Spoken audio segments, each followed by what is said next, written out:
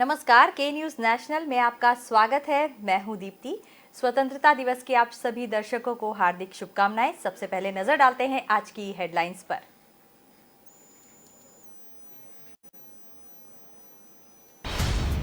प्रधानमंत्री नरेंद्र मोदी ने 75वें स्वतंत्रता दिवस पर 8वीं बार लाल किले पर झंडा फहराने के बाद देश को संबोधित किया।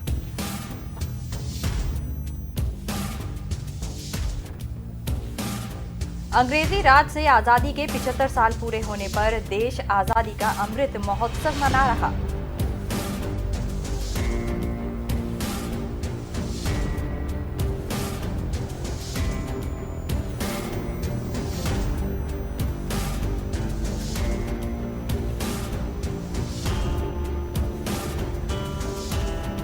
आजादी की लड़ाई के हीरो भगत सिंह की हवेली आज भी पाकिस्तानी पंजाब के शहर फैसलाबाद की तहसील में है।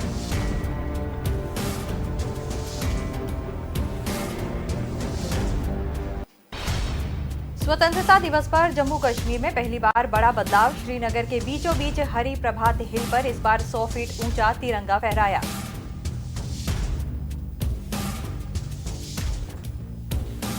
और करगिल युद्ध से सबक लेते हुए भारतीय फौज सबसे बड़ा सैन्य सुधार करने जा रही। और अब खबरें विस्तार से।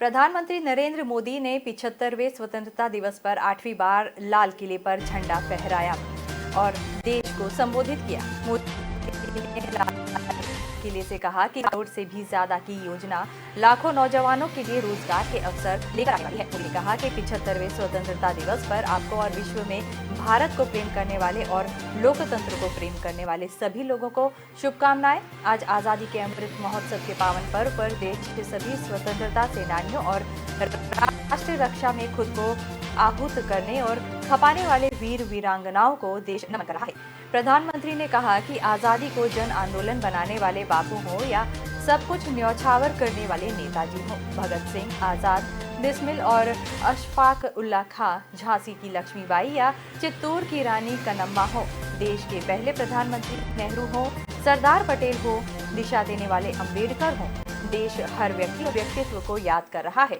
देश सभी का ऋणी है। मोदी ने कहा कि भारत का नाम रोशन करने वाली युवा पीढ़ी एथलीट्स और हमारे खिलाड़ी मौजूद हैं। मैं देशवासियों को और हिंदुस्तान के कोने कोने में मौजूद लोगों से कहना चाहता हूं कि हमारे खिलाड़ियों के सम्मान में कुछ पल तालियां बजाकर उनका सम्मान करें। भारत के खेलों का सम्मान, भारत की युवा पीढ़ी का सम्मान, भारत को गौरव दिलाने वाले युवाओं का सम्मान। करोड़ों देशवासी आज तालियों की गड़गड़ाहट के साथ देश के जवानों का, युवा पीढ़ी का सम्मान कर रहे हैं। एथलीट्स पर विशेष तौर पर हम ये गर्व कर सकते हैं कि उन्होंने दिल ही नहीं जीता, उन्होंने आने वाली पीढ़ियों को, भारत की युवा पीढ़ी को प्रेरित करने का बहुत बड़ा काम किया है। प्रधानमंत्री ने आगे कहा कि हम आजादी का जश्न मनाते हैं, लेकिन बंटवारे का दर्द आज भी हिंदुस्तान के सीने को छलनी करता है। ये पिछली शताब्दी की सबसे बड़ी त्रासदी में से एक है। आजादी के बाद इन लोगों को बहुत जल्द भुला दिया गया। कल ही भारत ने एक भावुक निर्णय लिया है। अब से हर वर्ष 14 अगस्त को विभाजन विभीषिका स्मृति दिवस के रूप में याद किया जाएगा। जो लोग विभाजन के समय अमानवीय हालत से गुजरे, अत्याचार सहे, सम्मान के साथ अंतिम संस्कार नसीब नहीं हुआ, उनका हमारी स्मृतियों में जीवित रहना जरूरी है। इस दिवस का तय होना ऐसे लोगों को हर भारतवासी की तरफ से आदरपूर्वक श्रद्धांजलि है।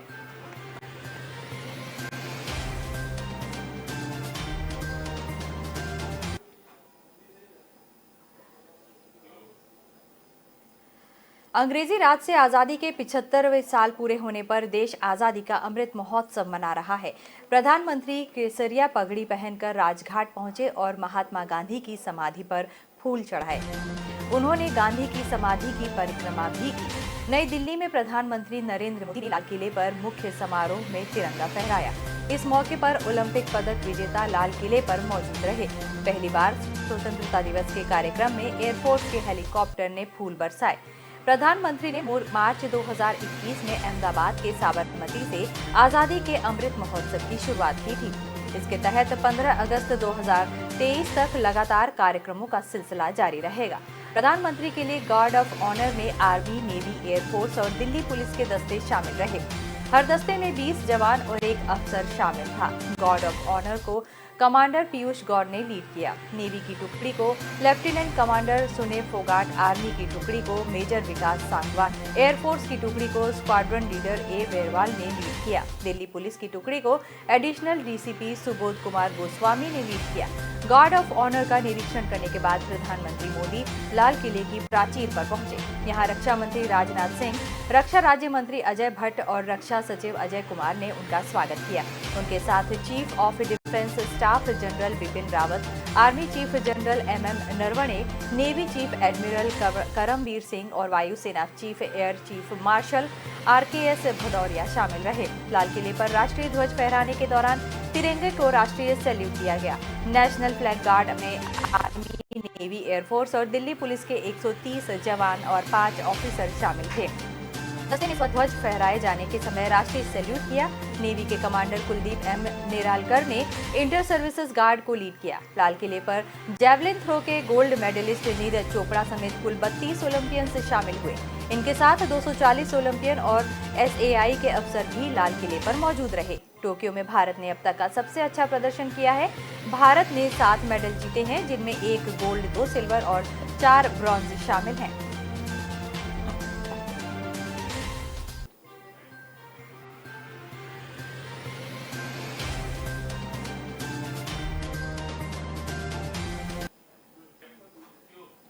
आजादी की लड़ाई के हीरो भगत सिंह की हवेली आज भी पाकिस्तानी पंजाब के शहर फैसलाबाद की तहसील जुड़ावला में है। यहाँ जाते समय रास्ते पर सब कुछ वैसा ही जैसा शहरों के कस्बे की तरफ जाते हुए नजर आता है।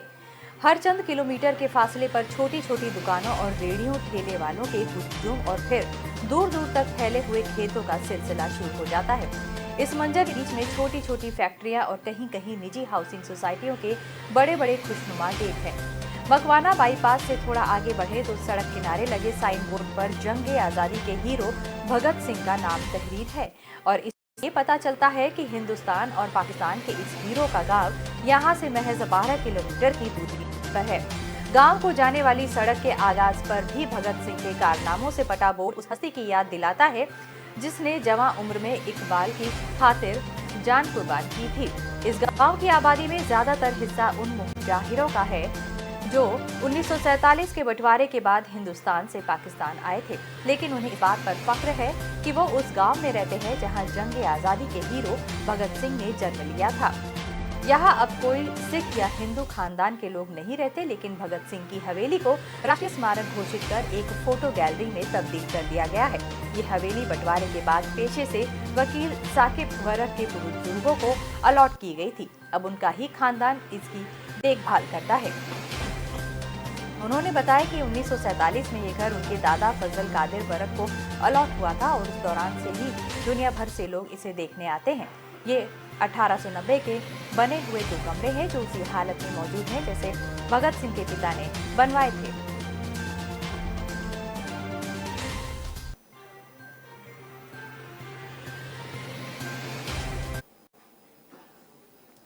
स्वतंत्रता दिवस पर जम्मू कश्मीर में पहली बार बड़ा बदलाव हुआ है।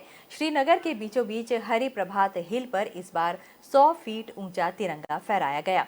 झंडे की लंबाई 36 फीट और चौड़ाई 24 फीट हुई। इसके अलावा पहली बार केंद्र शासित प्रदेश की सभी बिल्डिंग और स्कूलों में भी झंडा फहराया गया। झंडा वंदन के बाद परेड और सांस्कृतिक कार्यक्रम हुए। पंचायत सदस्य को भी अपने अपने निर्वाचन क्षेत्र में तिरंगा फहराने का आदेश दिया गया। इसके अलावा शहर भर में झंडे लगाए गए। खासतौर पर डल झील के इलाके को झंडों से सजाया गया। स्वतंत्रता दिवस के पहले श्रीनगर के लाल चौक के क्लॉक टावर को तिरंगे के रंग में रंग दिया गया। यह आर्टिकल 370 हटने से पहले तक सिर्फ जिला मुख्यालय और कुछ चुनिंदा क्षेत्रों में ही झंडा वंदन होता था। इस बार जम्मू कश्मीर प्रशासन ने स्वतंत्रता दिवस से काफी पहले ही सभी जिलों में भव्य आयोजन करने का फैसला कर लिया था। मुख्य कार्यक्रम शेरे कश्मीर क्रिकेट स्टेडियम में हुआ। इसकी अध्यक्षता उपराज्यपाल मनोज सिन्हा ने की। स्टेडियम पर सुरक्षा के लिए सिक्योरिटी फोर्स तैनात हुई। एक सीनियर पुलिस अधिकारी के मुताबिक सिक्योरिटी को कई चरणों में बांटा गया। प्रशासन ने स्कूल, कॉलेज और यूनिवर्सिटी स्टाफ से भी अपने यहाँ तिरंगा फहराने और कार्यक्रम आयोजित करने को कहा। यहाँ स्कूलों में पिछले 1 सप्ताह से पौधरोपण और स्वच्छता अभियान चलाया गया। कुपवाड़ा जिले के सरकारी स्कूल में शिक्षक बिलाल अहमद ने बताया कि हमारे यहाँ स्वतंत्रता दिवस के आयोजन की पूरी तैयारी हो चुकी है। झंडा वंदन के बाद स्कूल के छात्र कई सांस्कृतिक कार्यक्रम किए। जम्मू कश्मीर में सुरक्षा भी कड़ी की गई थी। संदिग्धों पर नजर रखकर गहन तलाशी की गई। सुरक्षा के लिए 12 ड्रोन भी तैनात किए गए। इनसे खासतौर पर लाल चौक और स्टेडियम की निगरानी की गई। इसके अलावा सर्विलांस के लिए एक हेलीकॉप्टर भी तैनात किया गया।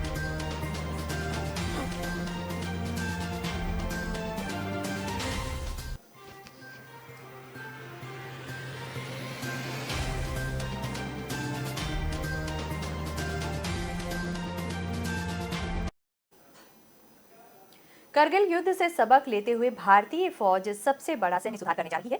इसकी घोषणा पिछले साल हो चुकी है। अब इसका खाका सामने आने लगा है।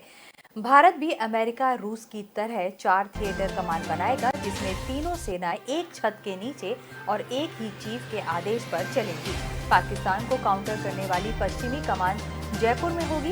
इसकी स्थापना अगस्त 2022 से शुरू होगी। यह कमान 4 लाख से ज्यादा फोर्स से बनेगी। इसकी जिम्मेदारी जम्मू से पंजाब, राजस्थान, गुजरात तक 2300 किलोमीटर लंबी सीमा की सुरक्षा होगी। अभी पश्चिमी क्षेत्र में थल सेना और वायुसेना के 5 कमानों में बटी है। पश्चिमी कमान को लेफ्टिनेंट जनरल या एयर मार्शल स्तर का अफसर इसे लीड करेगा। देश में 19 ऑपरेशन कमान है, 7 आर्मी, 7 एयरफोर्स और 3 नेवी की। अंडमान निकोबार में पहले से तीनों सेनाओं की सामूहिक ट्राई सर्विस कमान है। हथियारों वाली कमान अलग है। पाकिस्तान को काउंटर करने के लिए थल सेना की 3 कमान चंडीगढ़ जयपुर में है। एयरफोर्स की 2 पालम व गांधीनगर है। ये 5 कमान वेस्टर्न थिएटर के अधीन होंगी। द्वितीय विश्व युद्ध के दौरान हवा, जमीन और समुद्र में युद्ध के एकीकृत संचालन के लिए थिएटराइजेशन की शुरुआत हुई। जब धुरी राष्ट्र जर्मनी, इटली, जापान और मित्र राष्ट्र अमेरिका, रूस जैसे देशों की सेनाएं अलग अलग महाद्वीपों में आमने सामने हुई थी, तब सबसे पहले यूरोपियन थिएटर शब्द सामने आया। अमेरिका ने वियतनाम युद्ध के बाद पूरी दुनिया को ही अलग अलग थिएटर में बांटा। इनमें पैसिफिक, एशियन, मिडिल ईस्ट सहित 19 थिएटर बनाए। इसमें 3 सेनाएं एकीकृत रूप से युद्ध को अंजाम देती हैं। आजादी के बाद सिर्फ 2 कमान लखनऊ में पूर्वी और पुणे में दक्षिणी कमान थी, बाद में 19 हो गई। कई बार इनमें समन्वय की समस्या आती है। चीन और पाकिस्तान के दोहरे खतरे से मुकाबला करने के लिए थिएटराइजेशन की जरूरत ज्यादा है।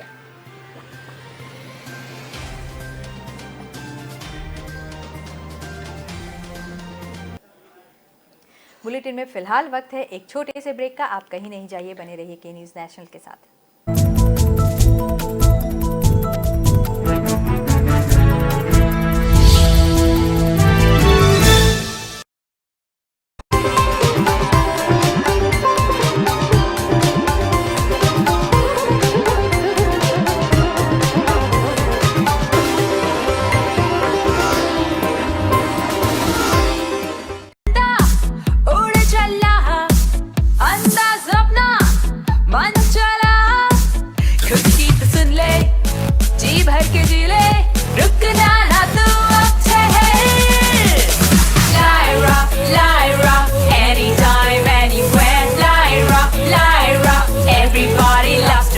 Lyra, anytime, anywhere.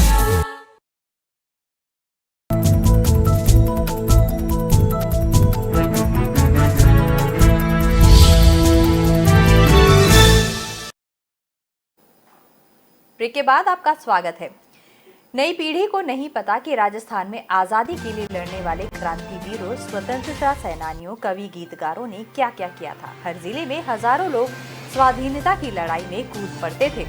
आजादी से पहले 100 वर्ष तक राजस्थान के कोने कोने में गूंजने वाले ऐसे 100 गीत, कविताओं का 75 साल में पहली बार संकलन राजस्थान राज्य अभिलेखागार ने किया है। उन स्वतंत्रता सेनानियों और क्रांति का बिगुल बजाने वाले आजादी के दीवानों ने किन रचनाओं से लाखों जन को फिरंगियों के खिलाफ आंदोलित किया, आज कोई नहीं जानता। अभिलेखागार ने 40 साल मेहनत से आजादी की 75वीं वर्षगांठ पर स्वाधीनता के 100 गीतों का संग्रह तैयार किया है। अभिलेखागार के डायरेक्टर डॉक्टर महेंद्र खड़गावत ने बताया कि इस 15 अगस्त को ये 100 गीत जनता को पहली बार जानने को मिलेंगे। लेखकों ने अपनी रचनाओं से जन जन को अंग्रेज जुल्मों के खिलाफ लड़ने का जोश दिया। तत्कालीन लोकप्रिय रचनाकार चौधरी घासीराम ने जयपुर में अलख जगाने के लिए आजाद होगा शीर्षक गीत जन कंठों ने दर्शकों तक गाया। जयपुर में रण की बिगुल बजी और भरकर हुंकार हो, लोहार हो, सत्याग्रहियों की फौज सजी।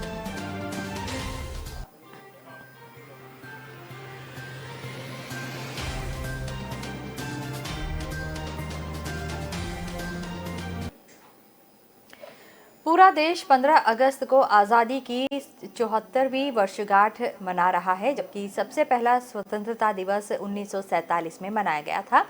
तब देश के लिए लड़ने वाले हजारों स्वतंत्रता संग्राम सेनानी इसमें शामिल होकर आने वाली पीढ़ी के लिए देशभक्ति का जज्बा जगाते थे।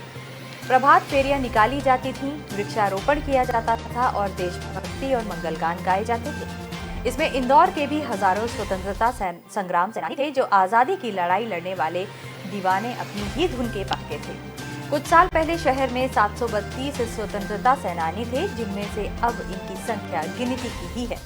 उम्र के इस पड़ाव में उनके मन में आज भी देशभक्ति का जज्बा वैसा ही है और नई पीढ़ी को भी यही संदेश देना चाहते हैं। बकौल योगेश्वर पिता का जन्म नाम नाथू सिंह था, लेकिन जब नाथूराम गोडसे से गांधी जी की गोली मारी तो उन्हें अपने नाम से इतनी नफरत हुई कि उन्होंने अपना नाम बदलकर नरेंद्र सिंह तोमर कर दिया। जेल रिकॉर्ड में भी उनका नाम नथू सिंह था।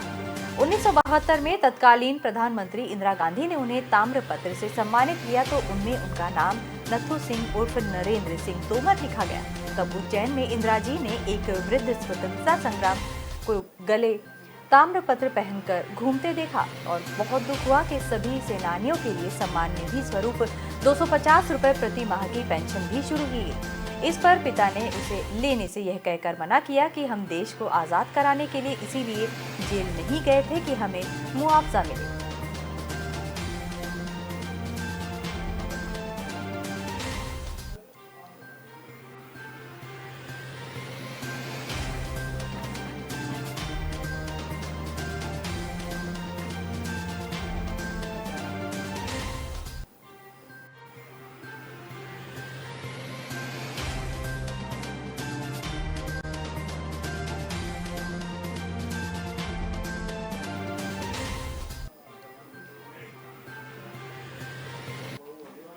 स्वतंत्रता दिवस पर सीएम शिवराज सिंह चौहान ने भोपाल के लाल परेड ग्राउंड में ध्वजारोहण किया, प्रदेश की जनता को संदेश दिया, परेड की सलामी भी ली, साथ ही पुलिसकर्मियों को पदक भी वितरित किए। प्रदेश के 31 जिलों में मंत्री परेड की सलामी ली, बाकी जिलों में कलेक्टर समारोह के मुख्य अतिथि रहे। कोरोना के चलते अब की बार भी स्वतंत्रता दिवस समारोह की तस्वीर बदली हुई थी। बच्चे समारोह में शामिल नहीं हुए। भोपाल में एसएएफ जिला पुलिस समेत कुल 9 टुकड़ियां मार्च पास्ट करी, जो सीएम शिवराज सिंह चौहान को सलामी दी। सीएम सुबह 9 बजे ध्वजारोहण किया। उन्होंने परेड की सलामी और निरीक्षण भी की। इसके बाद पदक वितरण भी किया। भोपाल में एसएएफ जिला पुलिस, महिला police, jail home guard, hawk force और बैंड की कुल 9 टुकड़ी शामिल हुई, लेकिन कोरोना के चलते स्कूली बच्चों और रिटायर्ड सेना के जवानों की 10 टुकड़ी शामिल नहीं हुई। प्रत्येक जवान के बीच 6 फीट की दूरी हुई। पहले 1 हाथ की दूरी रहती थी। पिछले साल मंच के सामने से प्लाटून नहीं गुजरे थे, लेकिन इस बार प्लाटून सामने से होकर गुजरे और सीएम को सलामी भी दी।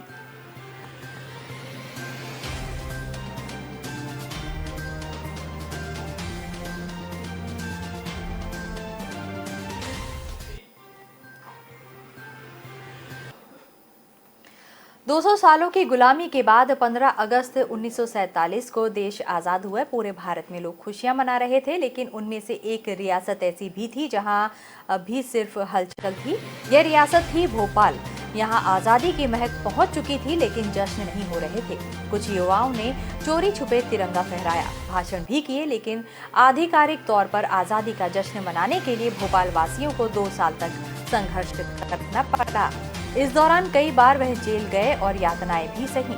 आखिरकार वह दिन आ गया जब 1939 में भोपाल में आधिकारिक तौर पर पहली बार तिरंगा फहराया गया। लाल परेड मैदान पर हुए इस जश्न की यादें आज भी भोपाल के स्वतंत्रता संग्राम सेनानियों की पराक्रम की कहानी बयां करती है।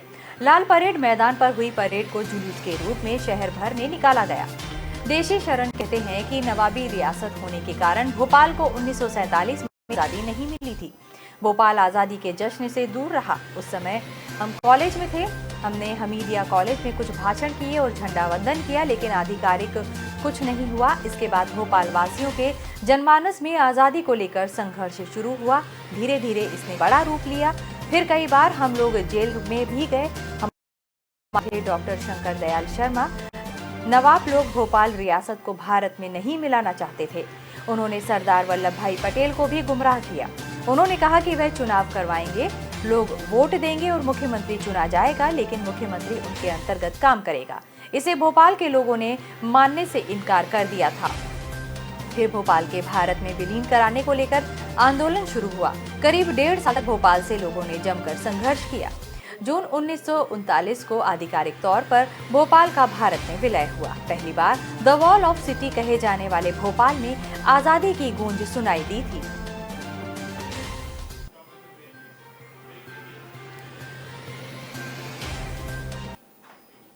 बुलेटिन में फिलहाल वक्त हो चला है एक छोटे से ब्रेक का। हम जल्द लौटते हैं।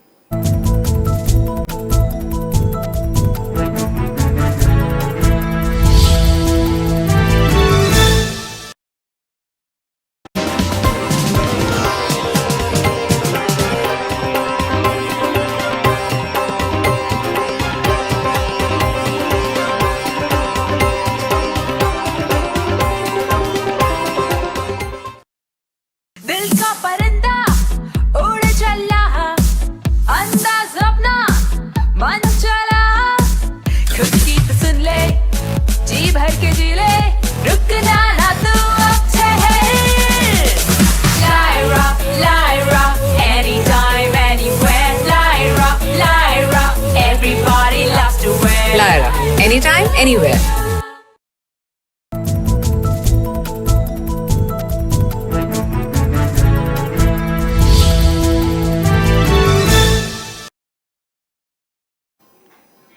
ब्रेक के बाद आपका स्वागत है। सीएम नीतीश कुमार के कार्यक्रम से लेकर झांकी का समय सेट कर दिया गया था। कोरोना काल में होने वाले इस कार्यक्रम को लेकर विशेष व्यवस्था की गई थी, जिससे घर रहकर भी इसका आनंद उठा सकते थे। परेड की सलामी से लेकर झांकी के लाइव प्रसारण के लिए सोशल मीडिया के कई प्लेटफॉर्म भी तैयार किए गए थे। प्रशासन का कहना है कि जो लोग भीड़ में नहीं आना चाहते वे घर पर ही रहकर पूरा आनंद उठा सकते हैं। परेड ग्राउंड चौथी मैदान गांधी मैदान को दुल्हन की तरह सजाया गया था। सुरक्षा से लेकर सजावट तक की हर व्यवस्था की गई थी। गाड़ियों के भीड़ को देखते हुए पार्किंग की विशेष व्यवस्था भी की गई थी। साथ ही साथ दर्शकों की भीड़ में कोरोना के खतरे को लेकर भी विशेष तैयारी की गई थी। स्वास्थ्य विभाग ने शनिवार को आधा दर्जन डॉक्टरों के साथ 20 से अधिक हेल्थ वर्करों की ड्यूटी गांधी मैदान में लगाई थी। नगर निगम के सरथ अन्य विभाग भी गांधी मैदान की व्यवस्था में जुटे हुए थे। रविवार की सुबह परेड ग्राउंड गांधी मैदान में सुबह 8:52 पर मुख्यमंत्री नीतीश कुमार ने झंडारोहण किया। इसके बाद सुबह 8:54 पर सलामी का कार्यक्रम किया गया। 8:55 पर मुख्यमंत्री परेड का निरीक्षण भी किया गया। सुबह 9 बजे सीएम द्वारा झंडोत्तोलन किया गया। इस दौरान राष्ट्रीय ध्वज की सलामी के साथ राष्ट्रीय धुन भी हुआ। 9:03 पर सीएम का भाषण भी हुआ। 9:40 पर सलामी का समय निश्चित किया गया। 9:41 पर परेड का समापन किया गया। इसके बाद 9:43 पर झांकियों का प्रदर्शन किया गया और 10:05 पर सीएम परेड ग्राउंड से प्रस्थान कर गए।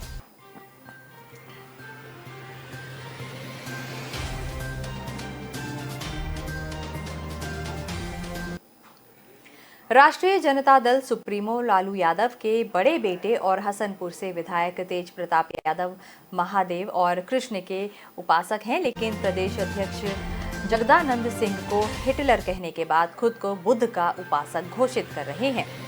हाल ही में सोशल मीडिया पर उन्होंने लिखा है कि बुद्धम शरणम गच्छामि। इसके साथ ही उन्होंने एक वीडियो भी डाला है जिसमें वह हीलिंग बोल यानी बौद्ध कटोरों को बजाते दिख रहे हैं। उसकी आवाज से वह प्रसन्न दिख रहे हैं। तेज प्रताप यादव ने माथे पर त्रिपुंड भी लगाया है। टी शर्ट और जीन्स पहने हुए दिख रहे हैं। तेज प्रताप यादव के जीन्स को देखकर जगदा बाबू का वह बयान भी उनके समर्थकों को याद आया गया, जिसमें उन्होंने कहा था कि जीन्स पहनने वाले कभी राजनीति नहीं कर सकते। आरजेडी में सब कुछ ठीक नहीं चल रहा है, ऐसे में तेज का संदेश उसी दिशा में तो नहीं है। उनके कुछ समर्थक इसका ये भी मतलब निकाल रहे हैं कि पार्टी में सब कुछ ठीक हो जाए। जगदा बाबू की नाराजगी दूर हो जाए, इसीलिए वह बौद्ध कटोरा बजा रहे हैं। तेज प्रताप के हिटलर वाले बयान के बाद प्रदेश अध्यक्ष जगदानंद सिंह पिछले एक सप्ताह से न पार्टी के कार्यक्रम में जा रहे हैं और न ही कार्यालय में। दबी जुबान पार्टी के नेता और कार्यकर्ता उनके नाराज होने की बात कर रहे हैं। वीडियो में तेज प्रताप सिंह जिस बौद्ध कटोरे को बजाते दिख रहे हैं उसे हीलिंग बोल कहा जाता है। बोध गया में वर्षों से पर्यटकों को गाइड के रूप में ऐतिहासिक जानकारी दे रहे विकास कुमार बताते हैं कि यह कटोरा बुद्ध के हाथ में भिक्षा पात्र की तरह होता है, जिसके चारों ओर लकड़ी घुमाने से ओम की ध्वनि निकलती है। खासतौर से बुद्ध धर्म की महान शाखा में इस वाद्य का इस्तेमाल किया जाता है। इससे जो आवाज निकलती है उससे काफी शांति मिलती है। पूजा के समय इसका इस्तेमाल भी किया जाता है।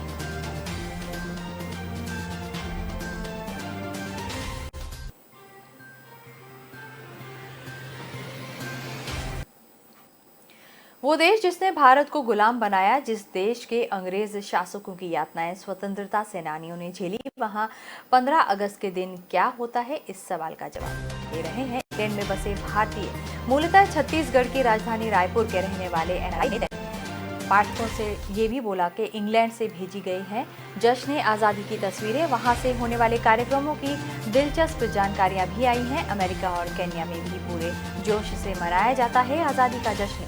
इस साल आज़ादी का 75वां साल पूरी दुनिया में रह रहे भारतीय मना रहे हैं। इंडियन एम्बेसी से भी सभी भारतीयों को जानकारी देकर उनसे स्वतंत्रता दिवस कार्यक्रम में शामिल होने को कहा जाता है। कैसे विदेशी धरती पर मनाया जाता है भारत पर्व, इस रिपोर्ट में देखते हैं। रायपुर के वरिष्ठ पत्रकार भी कहते हैं कि 20 सालों से ये लोग इंग्लैंड में हैं। उन्होंने ब्रिटिश माहौल के 15 अगस्त को लेकर अपनी बातें भी साझा की। उन्होंने बताया कि ब्रिटिश लोग भी पूरे सम्मान के साथ स्वतंत्रता दिवस के कार्यक्रम में शामिल होते हैं। ब्रिटिश महिलाएं साड़ी पहनकर इंडियन लुक में भी पहुंचती हैं। नाच गाना और देसी खाने का जबरदस्त बंदोबस्त भी होता है। उनके परिचित तजेंद्र शर्मा बताते हैं कि बर्मिंघम, बेलफास्ट और अन्य शहरों में भारतीय उच्चायोग स्वतंत्रता दिवस कार्यक्रमों का आयोजन करते हैं। स्थानीय मंदिर, गुरुद्वारे और अन्य सामाजिक और धार्मिक संस्थाएं इन राष्ट्रीय त्योहारों का आयोजन करती हैं। कोरोना के चलते साल 2020 में लंदन में स्वतंत्रता दिवस वर्चुअल प्लेटफॉर्म पर मनाया गया। इससे पहले लंदन के ऑस्टरी क्षेत्र के जिमखाना क्लब में पिछले 1 दशक से भी अधिक समय से स्वतंत्रता दिवस का आयोजन किया जाता है। इस आयोजन में भारतवंशी व्यापारी और संस्थाएं मिलकर सहयोग करती हैं, पूरा खर्च उठाते हैं। भव्य मंच तैयार करने से लेकर सांस्कृतिक कार्यक्रमों की पूरी तैयारी की जाती है।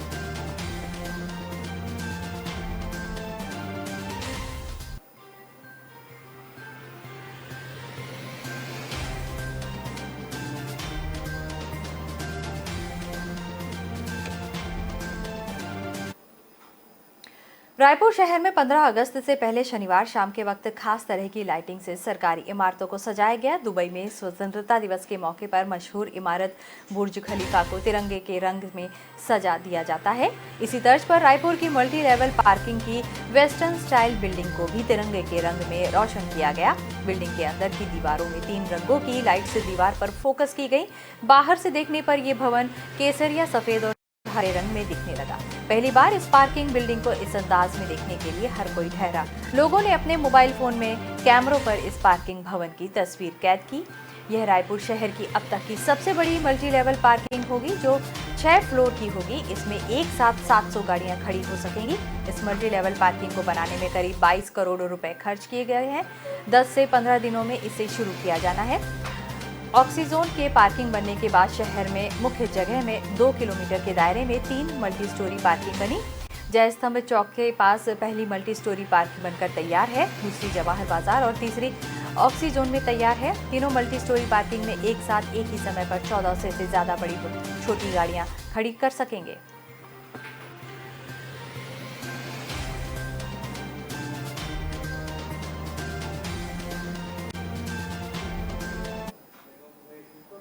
भारत और इंग्लैंड के बीच 5 मैचों की टेस्ट सीरीज का दूसरा मुकाबला लॉर्ड्स में खेला जा रहा है। भारत की पहली पारी 364 रन पर सिमटी थी। इसके जवाब में इंग्लिश टीम भी 391 रन पर ऑल आउट हो गई। इस लिहाज से इंग्लैंड ने भारत पर 27 रन की बढ़त ले ली। तीसरे दिन की आखिरी बॉल पर मोहम्मद शमी ने जेम्स एंडरसन को क्लीन बोल्ड किया। कप्तान जो रूट 180 रन बनाकर नाबाद पेविलियन लौटे। भारत की ओर से मोहम्मद सिराज ने 4, ईशांत शर्मा ने 3 और मोहम्मद शमी ने 2 विकेट झटके। रूट के अलावा बेयरस्टो ने 57 रन की पारी खेली। रूट ने 22वीं सेंचुरी लगाई। यह भारत के खिलाफ उनका ओवरऑल 7वां और लगातार शतक रहा। रूट भारत के खिलाफ इंग्लैंड में लगातार 4 बार 50+ रन स्कोर कर चुके हैं। उन्होंने इससे पहले 2018 में केंटिंगटन ओवल टेस्ट की दूसरी पारी में 125 रन और इस सीरीज के पहले टेस्ट में 64 और 100 रन की पारी खेली थी। भारतीय गेंदबाजों ने खूब एक्स्ट्रा रन लुटाए। टीम इंडिया के गेंदबाजों ने कुल 17 नो बॉल फेंके। इसमें से बुमराह ने 13, रविंद्र जडेजा ने 2 और ईशांत शर्मा और मोहम्मद शमी ने 1-1 नो बॉल फेंके। बुमराह ने तो एक ही ओवर में 4 नो बॉल फेंके थे। जॉनी बेयरस्टो ने संभल कर बैटिंग की और पहले सेशन तक एक भी विकेट नहीं गिरने दिया। इंग्लैंड ने तीसरे दिन 3 विकेट पर 119 रन से आगे खेलना शुरू किया और रूट बेयरस्टो ने चौथे विकेट के लिए 121 रन की पार्टनरशिप की। लंच के बाद बेयरस्टो आउट हुए। उन्होंने टेस्ट करियर की 22वीं 50 लगाई।